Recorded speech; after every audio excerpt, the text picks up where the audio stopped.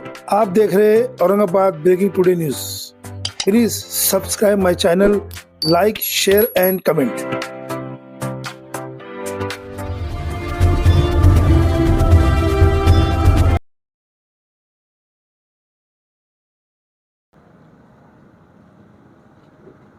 काय विषय होता आज आपण आमरण उपोषण सुरू केलं? विषय असा आहे, सिल्लोड नगर परिषदने सिल्लोड शहरामध्ये सर्व नंबर 3 मध्ये जिथं आरक्षण आहे शॉपिंग कॉम्प्लेक्स आणि पार्किंगची, तिथे त्यांनी 2 कॉम्प्लेक्स बांधलेले आहेत। अगोदर त्यांनी कॉम्प्लेक्स बांधला होता, तर त्या कॉम्प्लेक्स बद्दल आमची काही तक्रार नव्हती, म्हणजे फक्त त्याच्या निकृष्ट कामाबद्दल तक्रार दिली होती। परंतु आता जे दुसरे कॉम्प्लेक्स त्यांनी बांधलेले आहे ते आमचं असं म्हणणं आहे त्या पार्किंगच्या जागेत त्यांनी बांधलेलं आहे। त्याचप्रमाणे जसं MRTP कायदा असतो, सामान्य नागरिकांसाठी UDCPR कायदा असतो, आणि आता नवीन जे प्रचलित आता गाईडलाईन दिलेले SSR, या सर्व नियमाची अंमलबजावणी प्रत्येकाला करावी लागते, बंधनकारक आहे, हे उच्च न्यायालयाने सुद्धा स्पष्ट केलेलं आहे। तर आमचं असं म्हणणं आहे की नगर परिषदने हे दोन्ही कॉम्प्लेक्स बांधताना या नियमाचे तरतुदीचे कोणतेही पालन केलेलं नाही। त्यामुळे हे सर्व कॉम्प्लेक्स इल्लीगल म्हणजे अनधिकृत आहेत।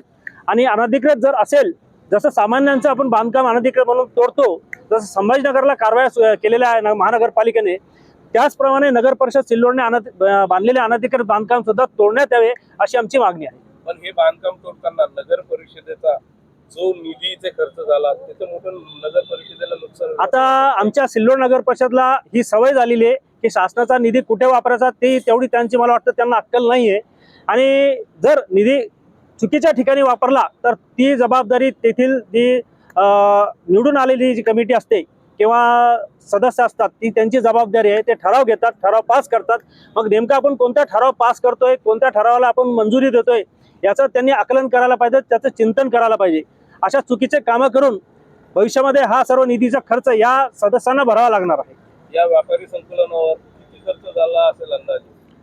मला वाटतं ह्या संपूर्ण कॉम्प्लेक्स बांधण्यासाठी त्यांना जवळपास 7-8 कोटी रुपये खर्च झाले असतील त्यांचे। या बाबतीत सिल्लोड नगर परिषदेमध्ये कोणाची सत्ता आहे? सत्ताधारी हे होऊ देतील का?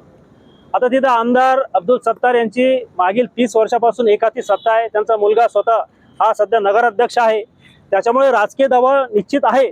परंतु आम्ही जे पुरावे जिल्हाधिकारीकडे म्हणजे दिलेले आहेत त्या पुराव्याद्वारे त्यांनी मान्य केलेलं आहे, प्राथमिक दृष्ट्या त्यांनी असं पत्र दिलेलं आहे की तक्रारीमध्ये तथ्य दिसून येत आहे। तसं त्यांनी नगररचनेला काल त्यांनी पत्र देऊन याच्यामध्ये अहवाल मागितलेला आहे। जनतेला काय आव्हान करणार याबाबत? या तुमच्या चॅनलच्या माध्यमातून मी स्पष्ट आवाहन करू इच्छितो की हे दोन्ही कॉम्प्लेक्स बेकायदेशीर आहेत, इल्लीगल आहेत, कायद्याच्या नियमात कुठेच बसत नाही। तर हे जर कॉम्प्लेक्स लिलावामध्ये लोकांनी घेतले तर भविष्यामध्ये तुमचा पैसा पाण्यात जाण्याची शक्यता आहे। उद्या समजा कोर्टातून कारवाई झाली, बांधकाम तोडायचे आदेश झाले तर याच्यामध्ये जनतेचं नुकसान होणार आहे। त्यामुळे ह्या लिलाव प्रक्रियेमध्ये कोणी भाग घेऊ नये असे मी त्यांना आवाहन करतो। धन्यवाद।